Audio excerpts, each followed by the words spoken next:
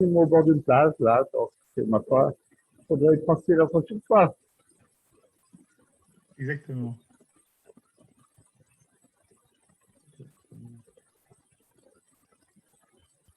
Ouais, c'est parti. Parfait. Alors, c'est un plaisir particulier pour moi. Ah, sorry. It's a special pleasure for me to welcome Alfred Galichon from NYU and Southport. He's going to talk about a version that we didn't hear yet. Non-additive Bernstein-Schrodinger problem, and of course, with application to economics, we will go down. Thank you. The floor is yours. Okay, thank you very much. Very glad to be virtually here. Thank you, Leonard. Thank you, Jean-Claude. Thank you all for organizing this. I'm going to talk about the same kind of equations that have been discussed during this workshop, but with a twist towards economic applications. So actually, my talk is going to be in two parts. I am going to first motivate this equation from an economic standpoint, and this is not new work. This is work that has been done in the past 15 years. There's a landmark paper in that field by Choo and Seo.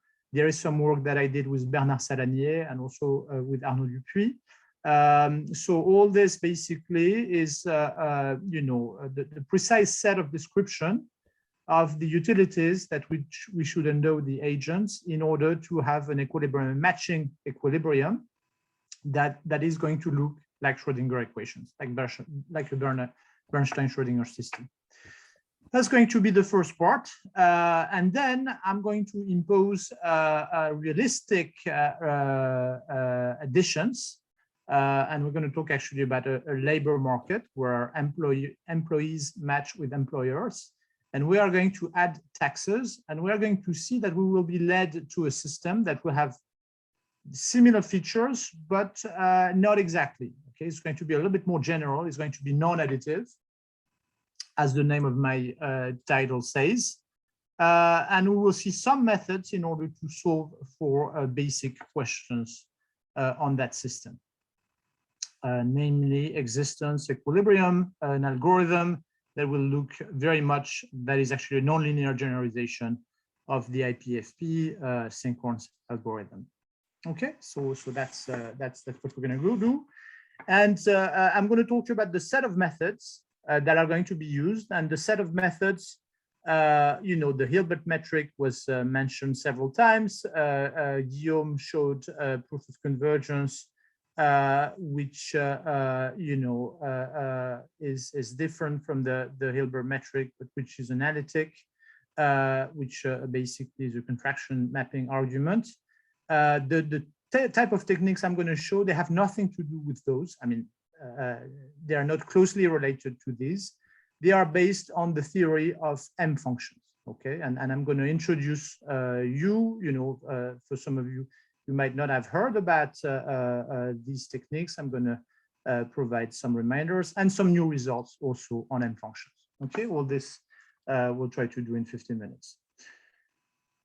So very quickly, because this is known to all, I'm going to talk to you about the Bernstein-Schrodinger problem, the basic one, in a discrete setting. Essentially, I have two marginal distributions, which I'm on two sets, two separate sets. These are discrete sets, these are finite sets. I'm going to assume that I have a distribution of workers on a set of workers types. Okay, so Nx is the number of workers of type X, okay, or it's the mass of workers of type X. Think about an infinite population, but where Nx is the frequency of encountering a worker of a given type. My is going to be the frequency of workers of type Y, okay, in its population. And then basically we have seen this system all the time, and I'm going to just display it so that you get used to my notations. So basically, this is an equation in ax and by, and we're looking for ax and by such that the sum of the y of exponential of phi xy plus ax plus by is equal to nx, okay? And then same thing, when we're summing over x, we should get my, okay? So we're looking for this joint transportation plan, which has this shape and which has fixed marginals nx and my, okay? And so there were lots of talks in this workshop on an algorithm in order to solve for this system, the very classical, I learned from it in Rüschendorf's books, so I call it, in Rüschendorf's papers, so I call it the IPFP as Rüschendorf, but it's also called the matrix scaling algorithm or synchron algorithm, lots of other names, RIS. It's a very, old and famous algorithm that has been rediscovered many, many times. And there are lots of proofs of convergence as well. The most straightforward one, although it's maybe not that straightforward, is the Hilbert metric. But again, lots of techniques.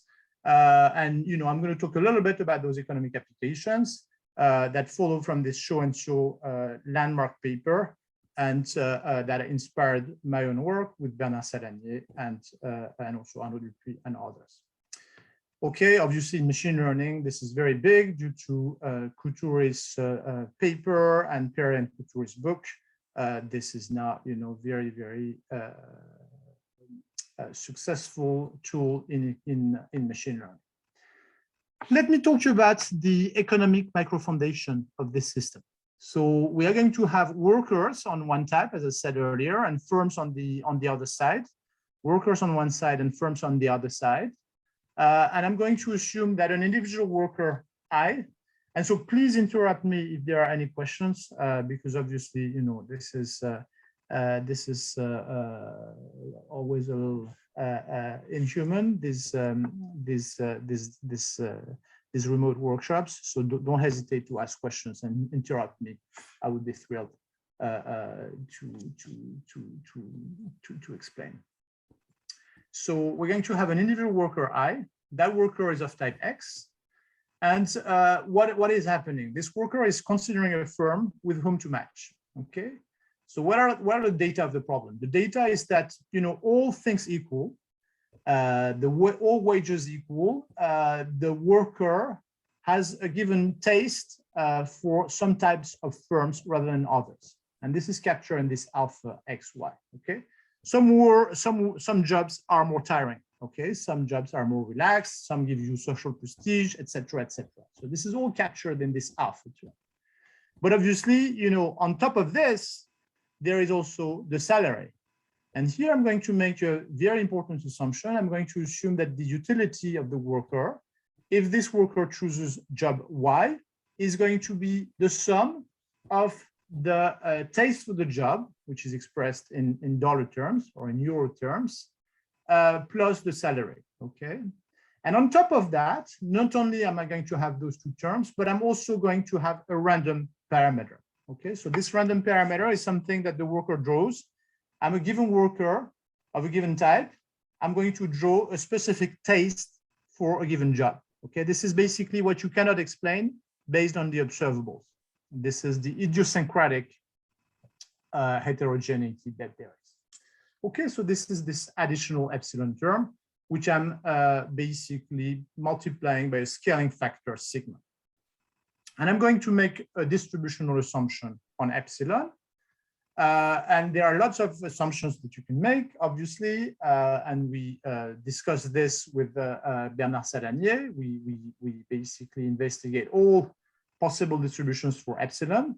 But if you take, for epsilon, a Gumbel distribution, so if a worker I draws a Gumbel vector, an extreme value type 1 random vector with IID components over each type of the jobs, then you can show that you are led to a choice probability of choosing Y, because now the choice problem becomes a random choice problem because of this, due to this epsilon that is going to shift the maximum in a random way. So the probability that your utility is maximized at y is going to be equal to the exponential of alpha plus w, okay, scaled by a scaling constant.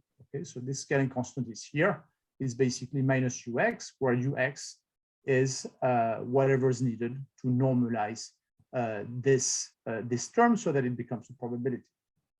Okay, so this is the logit framework. This is well known to econometricians. It's well known that if you have a random utility shock, which has a Gumbel distribution, then you have a choice probability, which is essentially a Gibbs distribution. Okay, so then I can relate my optimal transport plan mu. So mu is the probability that there's going to be a match between x and y. So mu xy divided by nx, this is the conditional probability, conditional on being a worker of type x, that I'm going to pick a y. This is equal to this exponential alpha xy plus wxy minus ux over sigma. Okay, sigma I'm going to get rid of. I'm going to, with that generate input, that sigma equals 1 in a minute. But here you see that there are a bit too many unknowns, right? Because you don't know mu, you don't know the optimal transportation plan, you don't know the wage, wxy, it's adjusted at equilibrium, and also you don't know ux. But that's fine, because essentially what we're going to do here, we reasoned on one side of the market. We looked at the choice problem of workers choosing firms, but the problem is completely symmetric, right? So if I were to look at the choice problem of a firm, I would get basically something very similar. So if I take a firm J of type Y, this firm is looking for a worker. So it's looking for a worker's type that is going to maximize the utility of the firm, or the profit of the firm, we prefer to say in economics. So the expression is exactly symmetric, apart from the fact that the taste of the firm for the worker is called the productivity of the worker. We call this gamma. And obviously the firm pays the wage. So there's a minus sign here instead of a plus sign. Okay, but here exactly in a fashion which is exactly similar as before, we're going to assume a Gumbel heterogeneity here on the firm's side. Okay, and so we are going to get that the matching probabilities on the firm's side are going to be such that the conditional choice probability of a firm of type Y to pick a worker of type X, this is going to be equal to the exponential of gamma minus W, which is basically this part, the non-random part of the utility, normalized, okay, so minus W, where W is this basically the softmax of the utilities. Okay. The beauty of this is that actually, Vy interprets as the expected value of Vj. Okay. We're not going to need that. What do we want to do? Okay, so we have basically two sets of equations. One that characterizes the worker side, it's here, and one that characterizes the firm side. What we're going to do is we're going to eliminate the wage out of this. How do we eliminate the wage? Where we're going to multiply, those 2 by 2. Okay. And if we multiply these 2 by 2, we're going to get a relationship between mu xy, alpha and gamma, alpha plus gamma, in fact, and minus u minus v. Okay, so there's a little bit of renormalization to make here. I'm going to put, because there's the nx and the my, I'm going to put the nx and the my inside the potentials, and I'm going to rename, instead of ux, I'm going to get ax. Ax is going to be ux minus sigma log n. Vy is going to be vy minus sigma log m. And I'm going to get a very simple relationship between mu xy and essentially a and b. So mu xy is equal to the exponential of alpha plus gamma, which I'm going to call phi, whatever. This is the joint surplus. If x and y match together, it's the utility of the worker, there's the taste of the worker plus the taste of the firm. So this is the joint surplus in economics, minus those two terms, ax and by. And those two terms, ax and by, obviously, they are going to be adjusted by the fact that we need to fit the margins and x and my.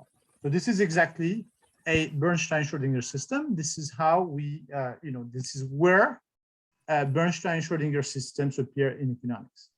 And they're everywhere in economics, okay? Because, here I talked about a worker firm example, but I could have talked about the economics of marriage. I could have talked about the economics of intentional trade. I could have talked about the economics of demand for cars. Those systems show up all the time. Okay.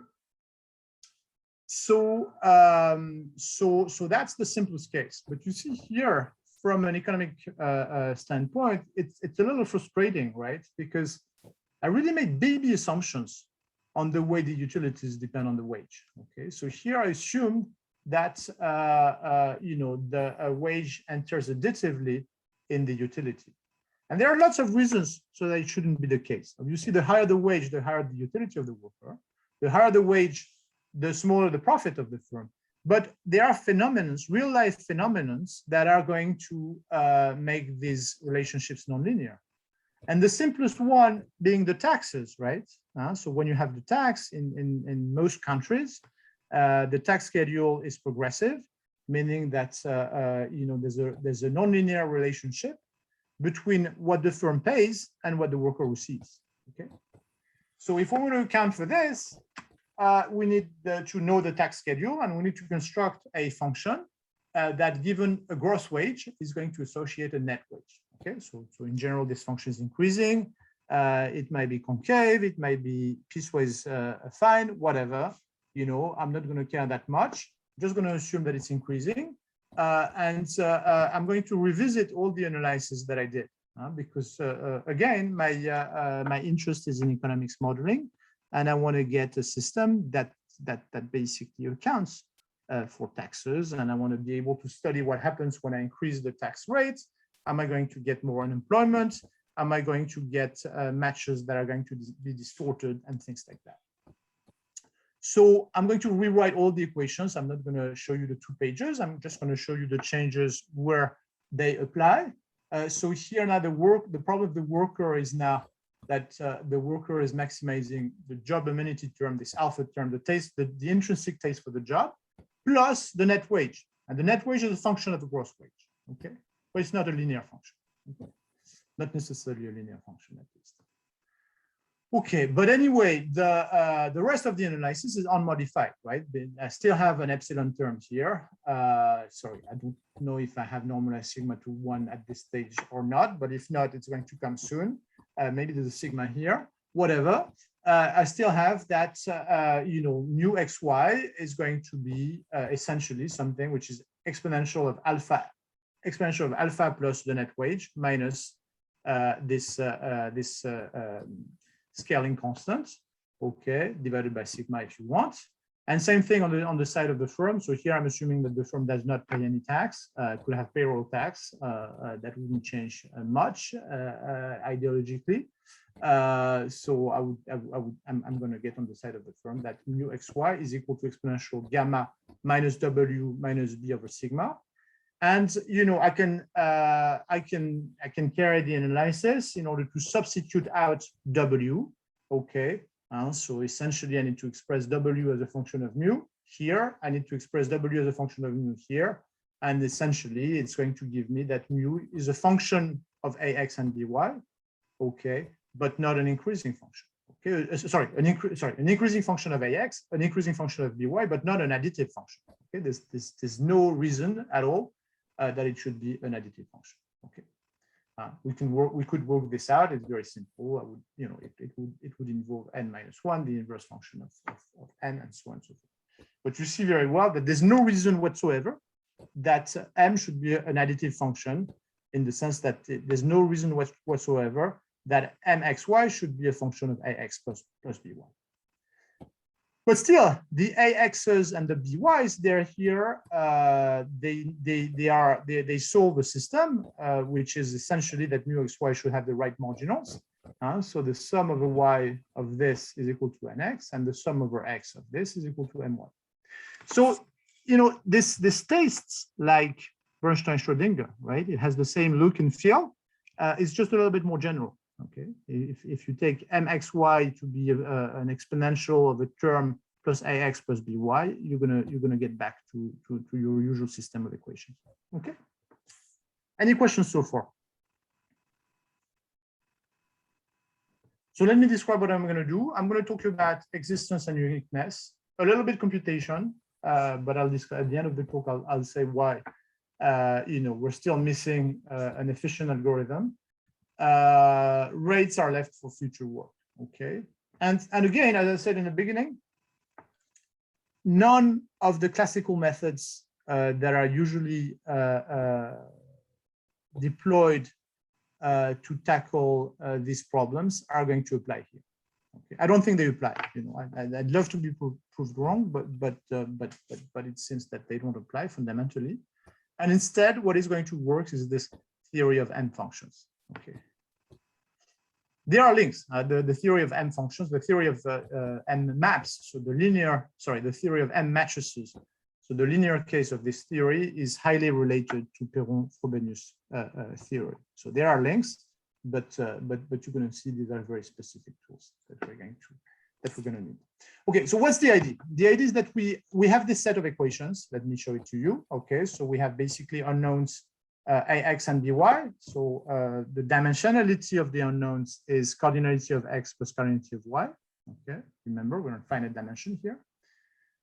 We are going to reform what we would like to do. What we are going to do is we're going to reformulate this system as a system of equation QP equals 0. So P is going to aggregate the information provided by A and the information provided by B. So we'll see how exactly, but essentially P is A and B. We are going to show that we can write things in such a way that Q is an M function. Okay. So what is an M function? So an M function is a nonlinear generalization of an M matrix. Okay. So what is an M matrix? Well, an M matrix is a matrix which is a Z matrix. So what is a Z matrix, right? A Z matrix is a matrix that has off-diagonal terms that are non-positive. Okay, all the off-diagonal terms cannot be strictly positive. So they are either 0 or less or equal than 0. Okay, so that's the first property that you need for an M matrix, and the second one that you need is to be non-reversing.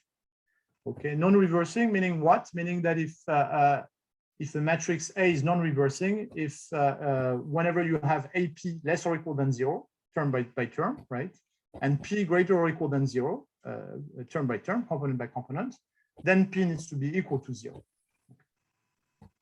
So this is actually usually if you Google it, if you look at Wikipedia or the most basic treatment on M matrices, this is usually not the way those matrices are introduced. Usually people prefer another definition, which is an M matrix is both a Z matrix and a P matrix. But this definition is equivalent. I find it much simpler, actually. Anyway, there's a nice book by Berman and Plumans on positive matrices where you have all those equivalences, much more, maybe even more than you want to know on the topic. But it's a great read. Anyway, this is an M matrix. What we're going to do with functions, we're going to generalize this idea. Essentially, at least in the differentiable case, an M function is going to be a function such that the Jacobian of the function is going to be an M matrix. But there's a way to define it without assuming differentiability, and it's very simple. So an M function is going to be a function that has two properties.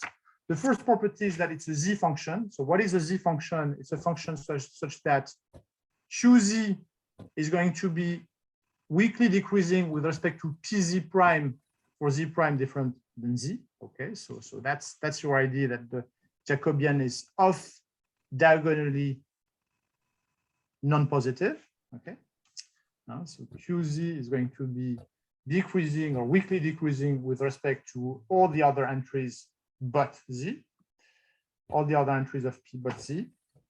So that's a z function. And the second property that you need for an m function is that it's non-reversing. So if p is greater or equal than p prime in all the dimensions, and if q is less or equal than q prime in all the dimensions, then necessarily p needs to be equal to p prime. Okay, so the key property, this is why those m functions are so interesting, is that m functions are inverse isotropic.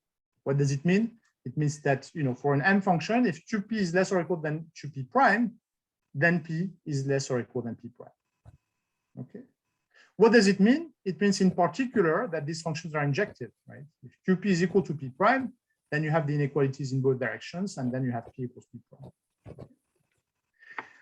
These functions were discovered in the theory of networks, and it's a generalization of the Laplacian and Green functions, obviously. And if you think of the Laplacian, this is going to be a Z matrix, and you can show it's non-reversing as well, up to normalizations. I'm not going to enter into details, but essentially you're going to get that type of properties. Excuse me, Alfred, it's Jean-David. I'm lost with the Z notation and the Z prime notation. Sorry, the Z is an index. The Z is an index. I'm sorry, Jean-David. Okay, so it's the index of, so it's a vector function. And it's a function from Rn to Rn. Okay, and okay. Z is an index that runs between 1 and n. Okay, and that has to hold for every couple Z prime. Yes, such that Z prime is different from Z. Okay, thank you. Okay, so basically it means that when you take, if the function is differentiable, if you take the Jacobian of the function, off diagonal, it's less or equal than 0. Thanks. Any other questions? Questions, don't hesitate, because otherwise. Okay, anyway, feel free to interrupt.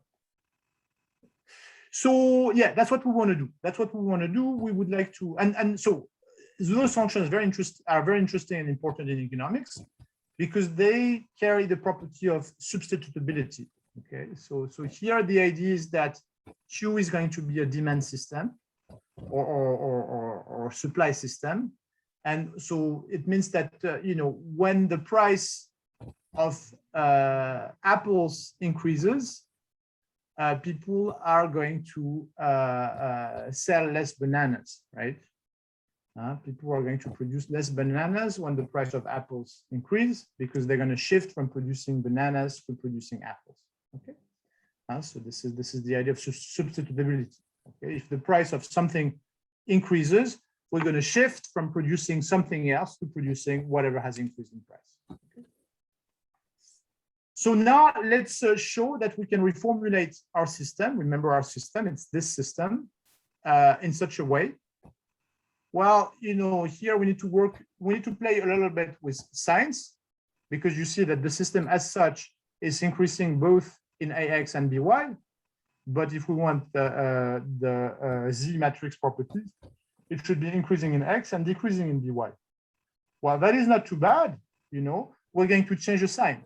And this change of sign in optimal transport, we encounter it all the time. Actually, maybe even, arguably, that's really the natural way of presenting optimal transport. We should have this change of sign whenever we work on the system, because it's reflective of the true network structure that we have. So let's change the sign. So we're going to change the sign on the side of X. So I'm going to define this unique vector P. P is going to be defined on Z. Z is the union of X and Y. Okay, and I'm going to change the sign of the potentials on the side of X, and I'm going to not change the sign on the side of Y. Okay, so I can rewrite the system. I can define my function Q. So basically, I have changed the sign on the side of X. So I need to change sign twice. Qx of P is going to be minus the sum over Y of nxy of minus px py.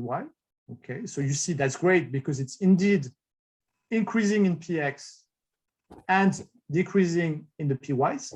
Okay, and I'm going to define qy of P, which is going to be the sum over X mxy of minus px py.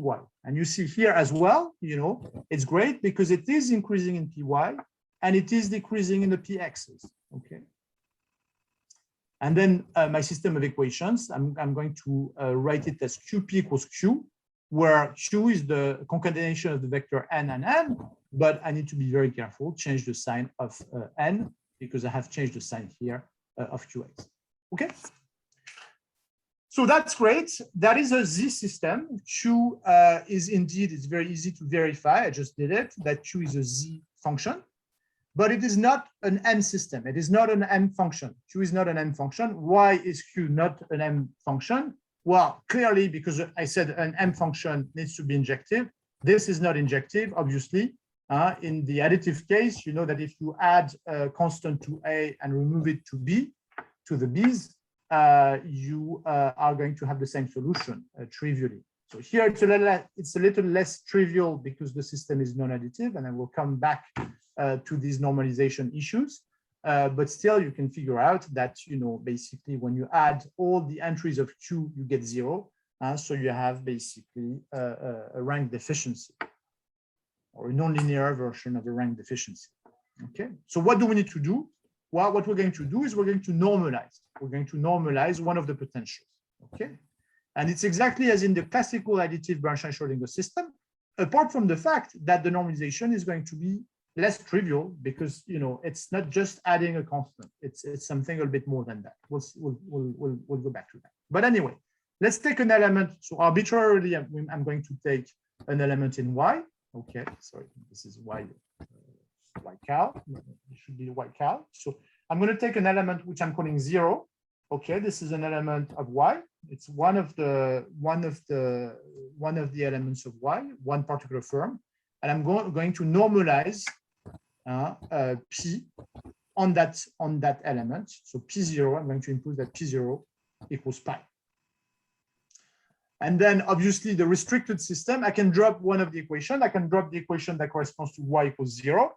Because they're not independent, right? They all sum to 0. If I sum all those equations, I'm going to essentially get 0. So I can drop an equation and I can basically fix P0. So now I can view the system as a function that goes from R minus 0 to R to the power Z minus 0 to R to the power Z minus 0. Okay, so I just dropped one dimension and I can show this time that Q is an M function. Okay, so I've taken care of my normalization. Now I can show that Q is an M function. It's very easy to see, actually. Well, first of all, it is a Z function. That's it inherits the Z function when I've dropped the one dimension. But it is also an M function. And why is it an M function? I can show very easily that Q is non-reversing. It's a little argument. I need to assume that QP is less or equal than QP prime, and that P is greater or equal than P prime. And I need to consider the set of Z. So the Z are either X or Y's, but I need to consider Z strictly greater, which is the set of Z such that PZ is strictly greater than PZ prime. And I can show very easily that this set is empty, because if this set were non-empty, I would get an inequality. So here, basically, I can use the fact that Q is a Z function. I would get an inequality that would violate the fact that Q is less or equal than Q prime. Okay. So I've shown that Z strictly greater is empty. So it means that basically all the PZ are equal to the PZ prime for all the Z's. So thus P is equal to P. Okay. So that is quite good because with very, elementary tools, I have shown that Q was injected. So if there is a solution, it's unique. Okay, if there is a solution, it's unique. Now I haven't shown that there were solutions. I'm about to do this now. Okay, and it's going to be a little bit more involved. And again, this is where basically we had to extend the theory of M functions to develop specific tools for existence. Okay, but here I'm going to show you the proof in the case of this very particular system, bipartite system, because we're interested here in optimal transport or generalization of optimal transport, but the theorems we have developed are more general. Okay, so here is our second result. Our second result is that there is a solution. Okay, there is a solution, whatever the normalization is. Whatever the normalization is. So in order to do that, let me show you a little bit the proof. And it's a mix of things that are new and things that you are going to recognize. So the first step, and that's quite an easy step, is to show that a subsolution exists. So when I say subsolution, remember, if you take all the entries of Q, Q sums to 0, right? So the sum of a Z of QZP is equal to 0. So here, obviously, I am dropping the particular element that I have normalized. Okay, so I'm dropping 0, and again, I'm viewing Q as a function that excludes dimension 0. Okay, so I'm viewing Q as a function that takes values in Z minus 0. Okay, in R to the power Z minus 0 and sends there. Okay. But I'm going to show that a subsolution exists. So what is a subsolution? It's basically a P such that QZ of P is less or equal than QZ for all the Z that are not 0. Okay. So that's going to be step 1. The second step is going to basically build a Jacobi sequence that is going to start from a subsolution. This is very classical, and we're going to recall that it remains a subsolution and it's an increasing one. So then we're going to have this Jacobi sequence of subsolutions that are increasing. I only have two solutions, right? Either these sequences remain bounded or they diverge. I'm going to show that they need to remain bounded. Okay. And then basically, because they need to remain bounded, they're going to converge and they're necessarily going to converge to a solution. Okay. Question on the strategy? Okay. So if there are no questions, I am going to go ahead with step 1. I want to show that a subsolution exists. So remember Q, remember Q, let me show you Q. I have changed the sign on the side of X. So QX P is minus the sum of the Y MXY minus PX PY. And on the side of Y, I haven't changed the sign. So it's the sum over X of MXY minus PX PY. Okay. I want to show that there is a P that is small enough such that Q, for all those terms but 0, but the Y that corresponds to 0, is less than minus NX M1. So let's think a little bit about how to do this. Well, first of all, let's worry about, so I have normalized the value of one of the Y's, which I call 0. First of all, I'm going to be concerned with X. I'm going to be concerned with setting the value of P on the X's. And it's very easy what I should do, because, QX of P is equal to minus the sum of a Y of MXY. In this sum here, there is in particular the value of Y that corresponds to 0, which I have normalized. So because I'm summing those M, they are positive, okay? The MXY are positive because I have a sum of negative terms, the negative M's. This is less or equal than the one term that corresponds to Y equals 0. So this is less or equal than minus M of X is 0 minus PX pi, pi being the value of P at 0, at the node 0. Okay. So essentially, what is this telling me? It is telling me that if I set the value of Px such that this quantity here is equal to minus nx, remember is qx, then whatever I then set the value of py, however I set, whichever number I set for the values of py, I'm still going to get a subsolution, at least for the x's, for all of the x's. So that's what I'm going to do. I'm going to set p bar x such that mx0 of minus p bar x pi is equal to nx. Okay, and I'm sure that whatever I set for py, okay, the inequality that I'm looking for is going to be satisfied for the x's. And then, well, then now I have one for the x's. Now I just need to basically set the value for the y's that are not 0. Such that the sum over x of mxy of p bar x, so I've set p bar x already, and I just need to ensure that p bar y is small enough so that this thing here is less or equal than my being qy, and I'm done. Okay, so you see it's very simple. I do this in 2 steps. Okay, so this is the bipartite case. We have something that works for general networks under some properties. It's a bit more involved for general networks, but here it is super simple to have a solution. Once I have a solution, I have half of the work done because I'm going to consider a Jacobi sequence. I'm going to let it grow. I'm going to let it evolve, and again, it's going to be increasing. And either it's going to stop, and if it stops, it's going to stop at the solution. But if it doesn't stop, it's going to divert. So then I need to show it that it's impossible that it diverges, which is what I'm going to do. But first, let's talk about Jacobi sequences. So Jacobi sequence, obviously, basically, the Jacobi algorithm consists in setting the value, updating the value of PZ, such that when you keep the previous values for all the other entries, you are going to solve the equation that corresponds to index Z.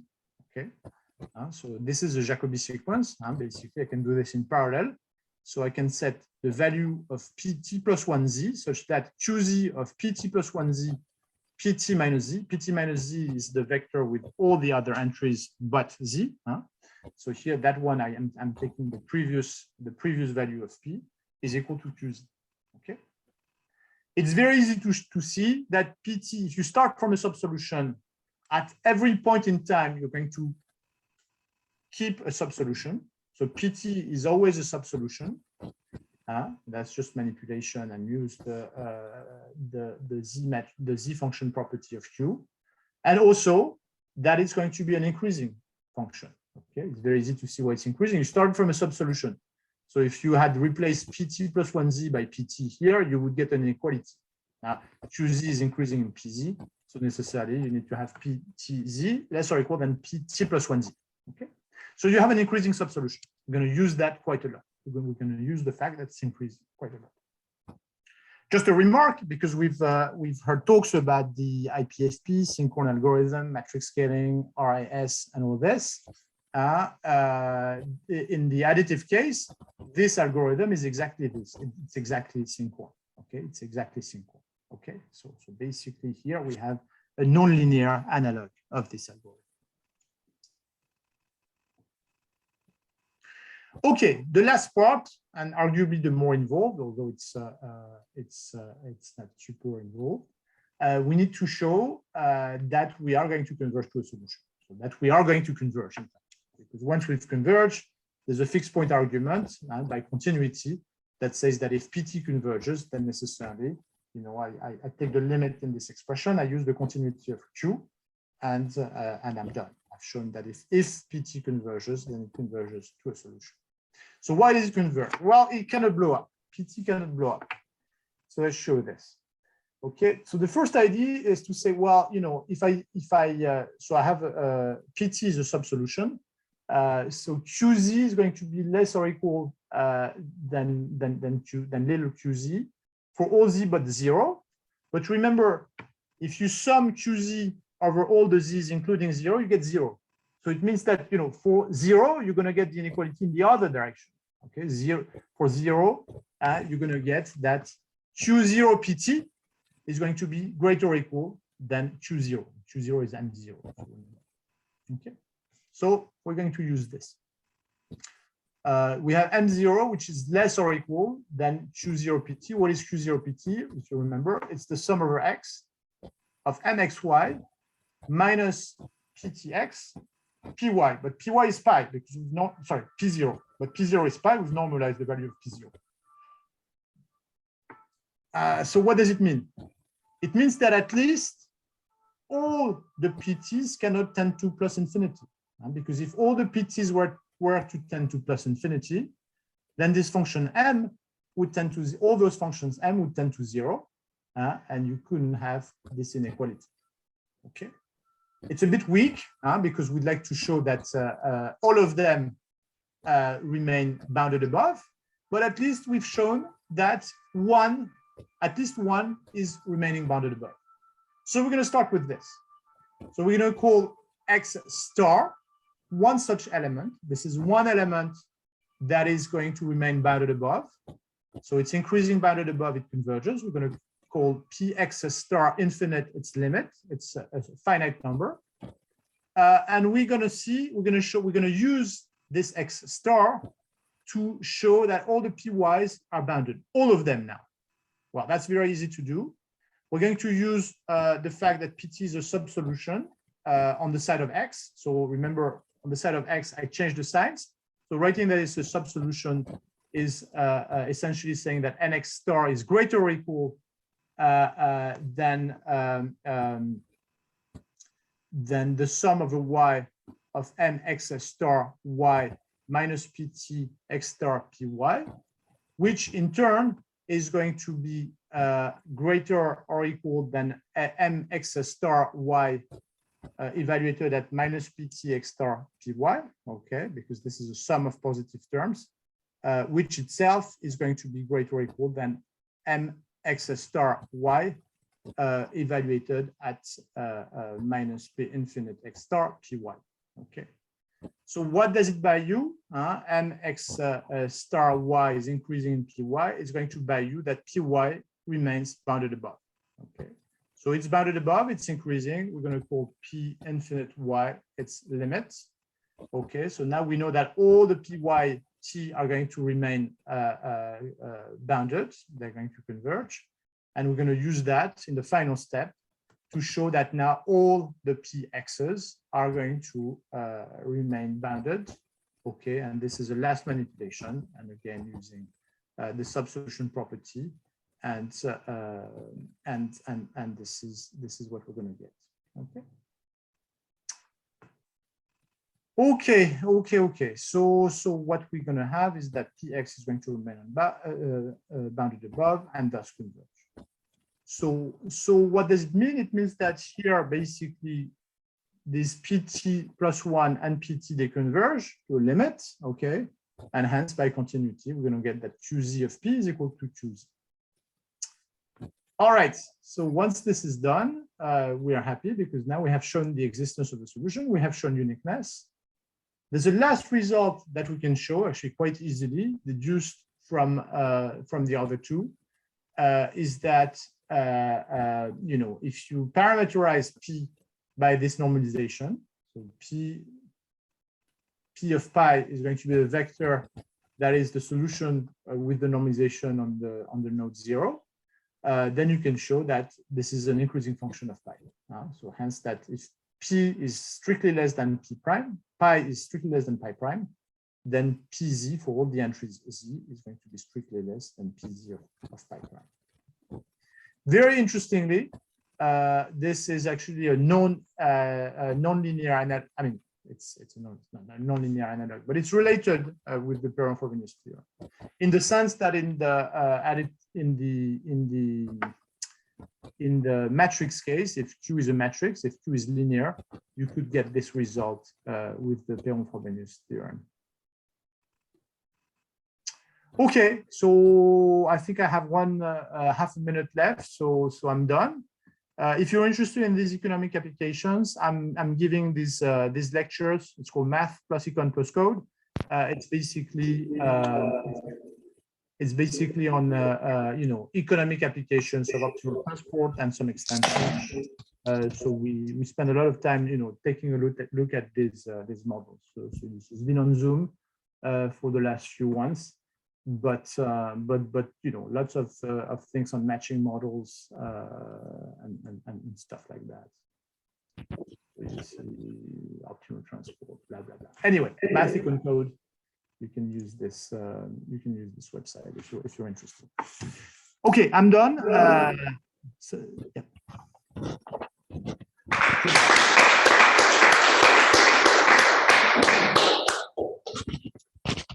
So, any question here or online?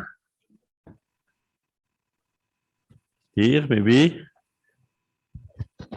Thank you, Alfred, for this very nice talk. I didn't know at all you described. It's very, very fascinating. So just to be clear, so this is absolutely not connected to optimization problems. These are things that cannot be formulated in a variational way, right? Yeah, and I can show you why, actually. I can show you why, because if you take this system, if this were to be an optimization problem, the Jacobian of this system would be symmetric. You can show that the Jacobian of this system is symmetric if and only if this is a function of ax plus by. Oh, okay, beautiful. Okay, all right, thanks. And is there some I don't know anything about this, but is it somehow connected to like topical, monotone maps or topical maps that people study in nonlinear Perron-Frobenius theory, or is it something that's totally different tools? And so I don't know a lot about nonlinear Perron-Frobenius theory. What I've seen, because this guy, so actually there's a nice book on nonlinear Perron-Frobenius theory, which is by this Lamens. Lamens is also the author of this book on positive matrices. Yes, Very related, of course. But they make an assumption of positive homogeneity, yes. which I don't, which I can't work with, because there's no reason, in the settings that I'm looking at, there's no reason that we should have positive homogeneity. Okay. So they assume a very particular shape of invariance with respect to the ax and the by's. I don't know if other people have dispensed with this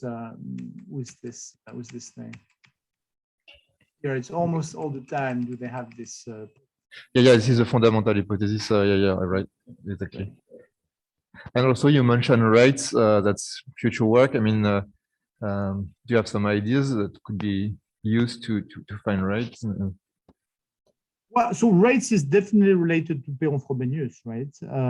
So if we don't have a solid Perron-Frobenius theory, nonlinear Perron-Frobenius theory to handle this, it's going to be difficult to make progress on rates, I think.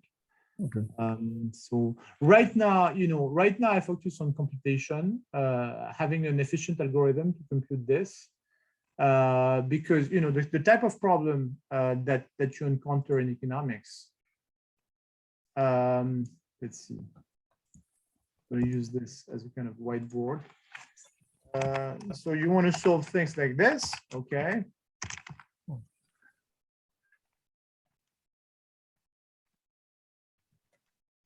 Okay, so I've shown something like this.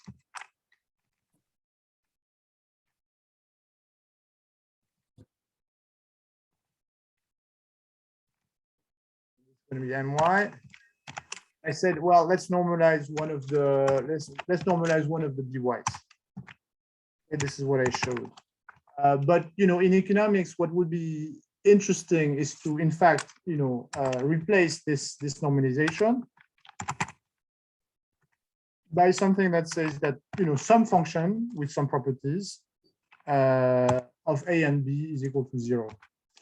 For instance, there might be a cap on salaries. Or they might be a minimum wage, or so in that case, if it's a minimum wage, I'm going to have that a function, whatever, there's a relationship of obviously between ax, by, and the wages, and I can use that to express that there's a minimum wage, and that wxy cannot go below something. That is going to give you your normalization, basically. So this is a more general normalization. Obviously, there's one way to do, which is, okay, I know how to solve the system when I normalize one value of b.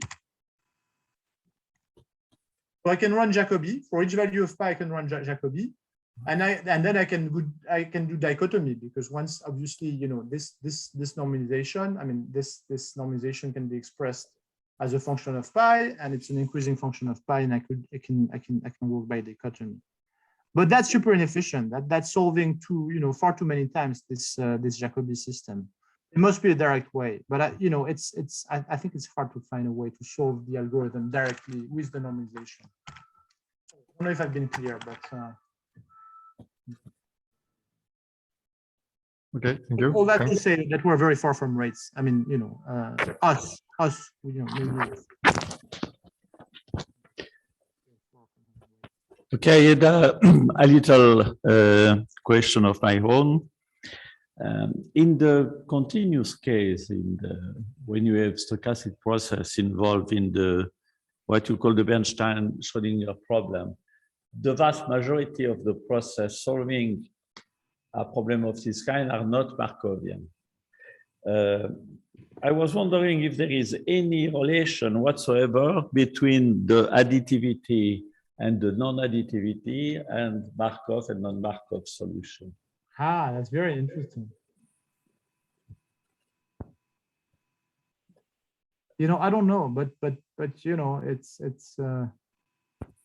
because it's a relatively natural question, because what is more easy to solve is indeed the Markov case, which is closer to the structure of quantum mechanics, elementary quantum mechanics. And the next step is when you are in quantum statistical mechanics. So the solutions are not Markovian anymore, but they are well defined. So I was hoping that there is a kind of trivial relation that I don't see between Markov, non-Markov, and additive and non-additive. But maybe there is none. Yeah, there must be something. I agree with you. There must be something, but okay. Anyone in the room has an idea about this? No? Okay. So then thank you again, Alfred.